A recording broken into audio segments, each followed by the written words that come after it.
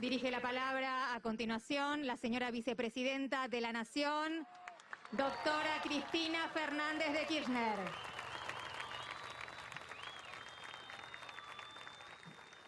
Hola a todos y a todas. Muy buenas tardes. La verdad que muy contenta de estar acá. Muy contenta de estar acá una vez más en la Isla Maciel. Como recordaba Jorge, la última vez que estuvimos acá fue hace poco más de 5 años. Vinimos a visitarlo a Paco Olveira y a los curas de Opción por los Pobres. 6 días antes nos habían citado a Comodoro Pi con Axel, a mí también como expresidenta, Axel como exministro de Economía, por aquella causa armada entre gallos y medianoches, o entre opositores y jueces, mejor, ¿no? Porque gallos y medianoche no arman ninguna causa. Vamos a hablar sin eufemismos en la Argentina, por favor. Bueno, y allá fuimos en una movilización maravillosa que nunca me cansaré de agradecer a aquellas organizaciones políticas que contra viento y marea, bajo presiones y amenazas, fueron a acompañarme allá a Comodoro Pi abajo de la lluvia. Nunca los voy a olvidar y nunca me voy a cansar de agradecerlo. A los 6 días vinimos acá y también la gente maravillosa. ¿Y por qué recuerdo esto? Porque comenzaba en el país una cacería de opositores y una persecución judicial sin precedentes, a los que hoy hablan de la República. ¿Dónde estaban cuando se perseguía y se encarcelaba opositores sin juicio? ¿Dónde estaban cuando se encarcelaban a dueños de medios de comunicación a los cuales se les había pedido previamente que acompañaran la campaña mediática judicial para meterme presa? Esto que hoy estamos sabiendo y que ¿dónde estaban? Y hoy me vienen a hablar de la República y aquella que era. ¿De qué República nos hablan? Los que conformaron mesas judiciales, con algunos de los integrantes hoy prófugos. Ninguno de nosotros se fue del país para eludir la acción de la justicia. Todos pusimos la cara y el cuerpo. Y nos vienen a dar lecciones de república. ¿Qué república era aquella? República de Morondanga era. Eso era, República de Morondanga. Yo decía el otro día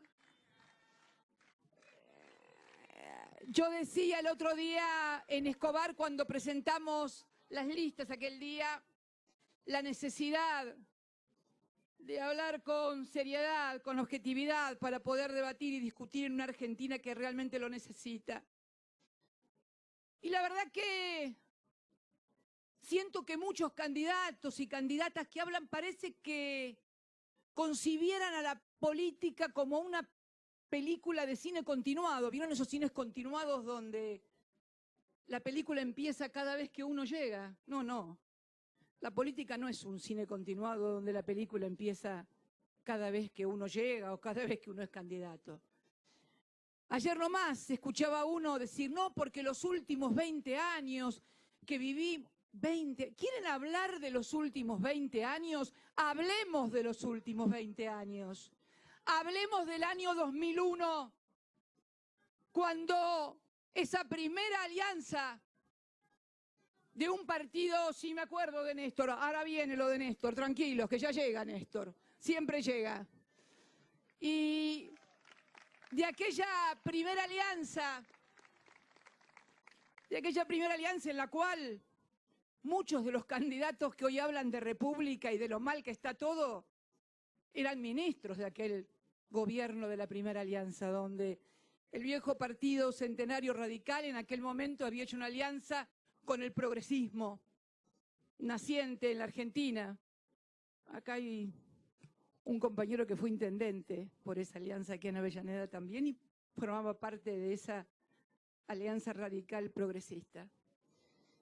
Fue la primera alianza que culminó, ya saben todos, en una crisis sin precedentes como fue la del 2001. ¿Dónde estábamos nosotros? En el sur, en la Patagonia. Habíamos participado activamente en la campaña del Partido Justicialista para la candidatura de Duhalde en aquellos años. Habíamos perdido. Y yo era senadora, Néstor atravesaba su tercera gobernación.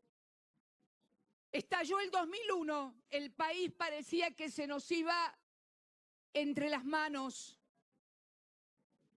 Megacanje, blindaje, propuestas de no arancelar o de arancelar la universidad que provocaron que un ministro fuera, hoy candidato, echado a patadas por la franja morada de aquel entonces que le exigió la renuncia. Esa era la Argentina. Y llegó Néstor en el 2003, el presidente. Porque si quieren hablar de los últimos 20 años, vamos a hablar y dónde estaba cada uno en los últimos 20 años. Y llegó Néstor, el presidente menos votado.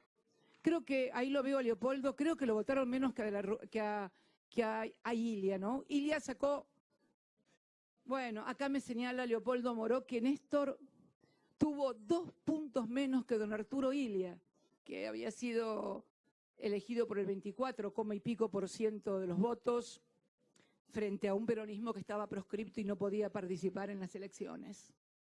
Y aquel presidente, que fue el menos votado de la historia, hizo historia. Porque de esto se trata, como decía Máximo el otro día en un acto en Cañuelas. No hay lugares chicos, los lugares siempre los hacen los dirigentes, lo hacen los hombres y las mujeres que lo ocupan. Y ese hombre desendeudó a la Argentina del Fondo Monetario Internacional en el año 2005. Estábamos endeudados con el fondo desde el año 57 en adelante. Muchos de ustedes no habían nacido, y el fondo ya estaba en la Argentina. Año tras año venían las misiones y había que volver a renegociar y reendeudar y renegociar y reendeudar y reendeudar. Y además, las condicionantes a las políticas. Esto no se puede hacer, las jubilaciones no se pueden aumentar. Por eso, cuando Kirchner llega al gobierno, los jubilados ganaban 200 mangos por mes. Por eso, porque había políticas públicas manejadas desde afuera. ¿Y qué hizo? ¿Qué hicimos? Porque obviamente él conducía y el resto, como en todo proceso político, va, acompaña, gestiona, va adelante en un proceso virtuoso. Reestructuró la deuda en el 2005, reestructuré yo la otra parte que había quedado en el 2010 y llegamos al 2015 después de 3 gestiones de gobiernos con el nivel de endeudamiento. El fondo no estaba más y llegamos con el nivel de endeudamiento más bajo de la historia. ¿Saben quién lo dijo? No yo. Lo dijo un ministro del gobierno que vino después, que hoy parece que cada vez que hacemos actos se cumple algún aniversario de algún acto de ellos. Hoy se cumplen 2 años de la renuncia del ministro Duhovne. ¿Se acuerdan? Aquel que tomaba whisky en los programas de televisión y que después con otro periodista le metían el dedito al hielito, le daban vuelta. Néstor también hacía eso, pero bueno. Y le metían el dedito así, daban vuelta. Bueno, ese fue ministro. Y ese dijo públicamente, cuando le preguntaron, cuando recién iniciaba su gestión como ministro de Economía, que en realidad el gobierno anterior, o sea, nosotros, habíamos dejado un nivel de endeudamiento mínimo, casi escandalosamente mínimo. Dijo, palabras más, palabras menos. Y yo siempre me pregunto cuando pasan estas cosas y cuando llegan estos momentos, ¿por qué cada uno de nosotros, hombres y mujeres, pensamos de distinta manera, actuamos de distinta manera o votamos de distinta manera? Yo también cuando venía para acá, Sergio, venía pensando, ¿por qué me hice peronista, por ejemplo? Y me hice peronista. En mi casa mi viejo era feroz, antiperonista, mi mamá y mi abuelo y mi tía muy peronistas. Y me contaban, mi abuelo también había trabajado en los frigoríficos de Berisso y Ensenada, Jorge, y nos contaban lo que había sido los derechos de los trabajadores. Y fíjate que mi familia no es porque hubiera recibido una casa, la casa que todavía vive mi hermana fue una casa hecha por nosotros, en un terreno hecho por nosotros. No era que hubiéramos recibido un juguete, una bicicleta, yo cuando era chiquitita, bueno, era muy chiquitita, tenía 2 años, pero, o un juguete, no. Era el cúmulo, los activos que tiene una sociedad en derechos y empoderamientos de hombres, de mujeres, de ancianos, de niños. Y abrazamos el peronismo. ¿Puedo explicar por qué soy peronista? También después estos 15 años virtuosos, hoy lo decía recién Axel, ayer en La Matanza inaugurando esa universidad que comenzamos durante nuestra gestión y que estaba a medio terminar cuando fue las elecciones de Unidad Ciudadana en el 17. Ahí cerramos campaña, ¿no, Fernando?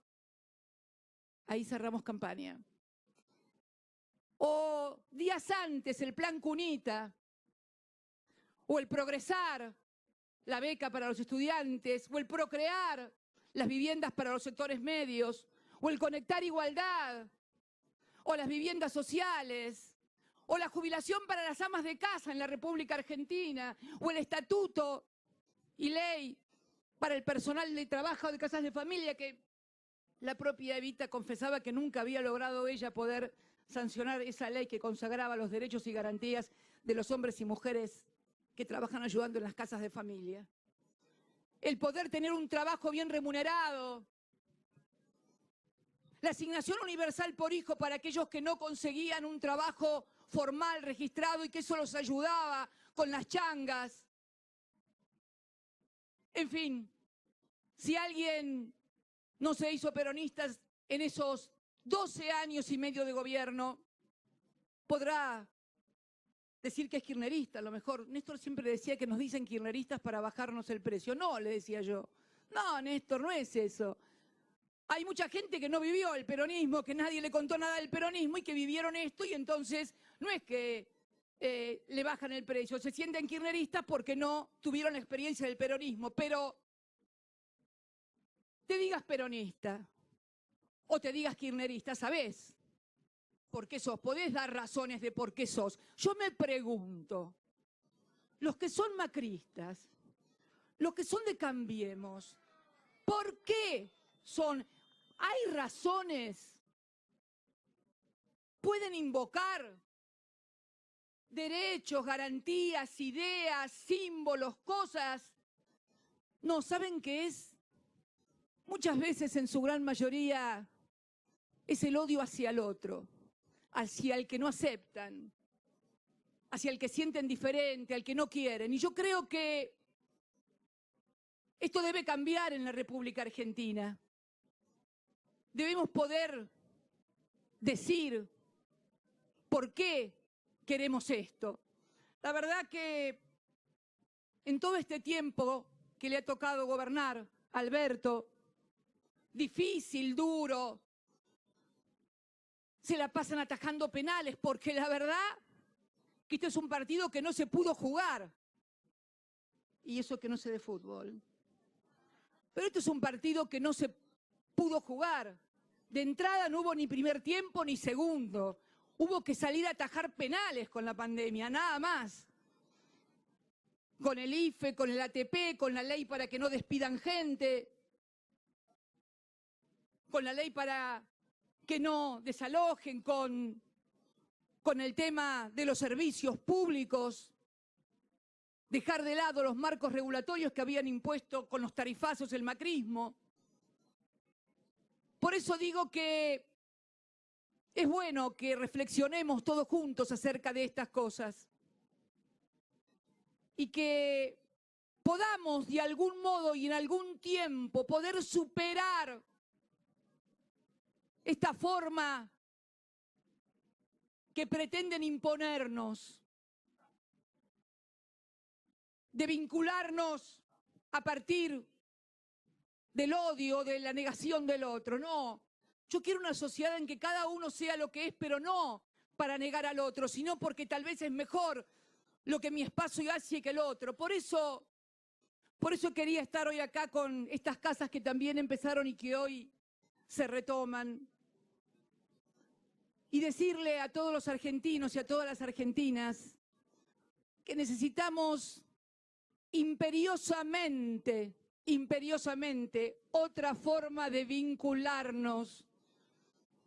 Por eso, Alberto, yo te pido, no te enojes ni te pongas nervioso, porque ¿sabés qué pasa?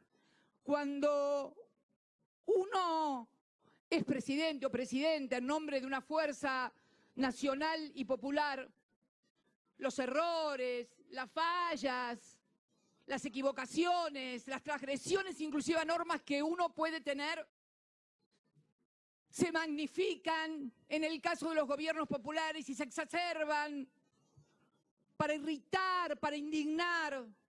Mientras tanto se han ocultado descarada y ostensiblemente la entrega de un país, el endeudamiento sin límites. Por eso creo que aquel 10 de diciembre en la plaza también te lo advertí lo que iba a pasar. Nada nuevo bajo el sol. Acá me están haciendo señales con la... Ah, sí, nada. Perdón la digresión, me señalan mi escarapela que tengo dos. No, vine con una.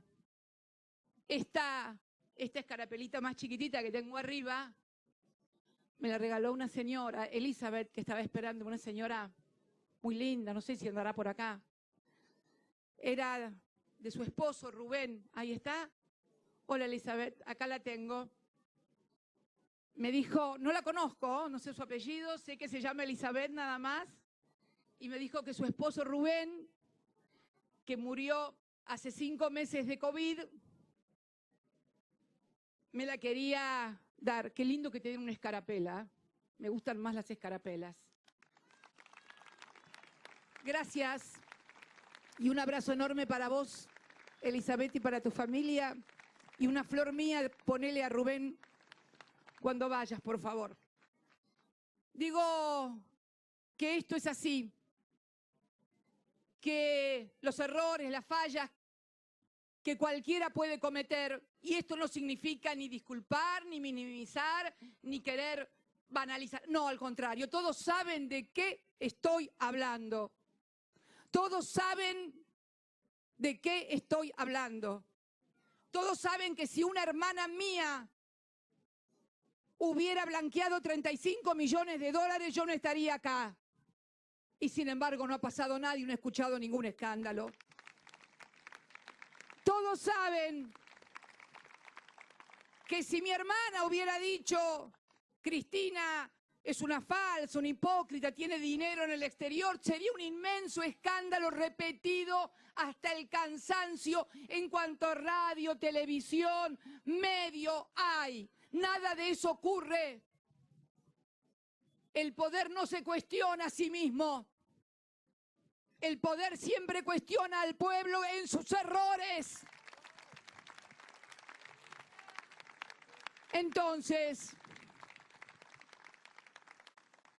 Entonces, por eso me gustó mucho el tuit de la Cámpora. Anda bien la Cámpora con los tuits. Anda bien la Cámpora con los tuits. Me encantó ese tuit, porque el otro día estaban con el tuit de la foto y ahora también el tuit de otra foto, la de la cena del endeudamiento. Mamita, una cena de 45.000 millones de dólares. Otras cenas deben haber sido un poco más baratas, tal vez. Digo entonces que, por favor, aprendamos que quienes militamos en política necesitamos precisamente de la organización, de la militancia, de la territorialidad, de la representación popular, de llegar a un lugar porque llegamos en nombre de y para qué, en nombre de la representación. Por eso me gusta mucho lo que hacen ustedes, por eso me gusta mucho el tuit. Porque todos aquellos dirigentes que militan, que organizan, que se involucran, que bajan al territorio, que se meten los pies en el barro, son desde la política la que se salva la política. Y no necesitan, como sí por ahí los arribistas o los oportunistas, de la operación de prensa del momento para contestar la política. Nosotros no necesitamos operadores de prensa ni operaciones de prensa. Somos militantes, tenemos representación y eso es lo que enaltece y convoca a la política. Por eso, Alberto, tranquilo, poné orden en lo que tengas que poner orden, no te pongas nervioso, no te enojes y metele para adelante. Muchas gracias a todos y a todas.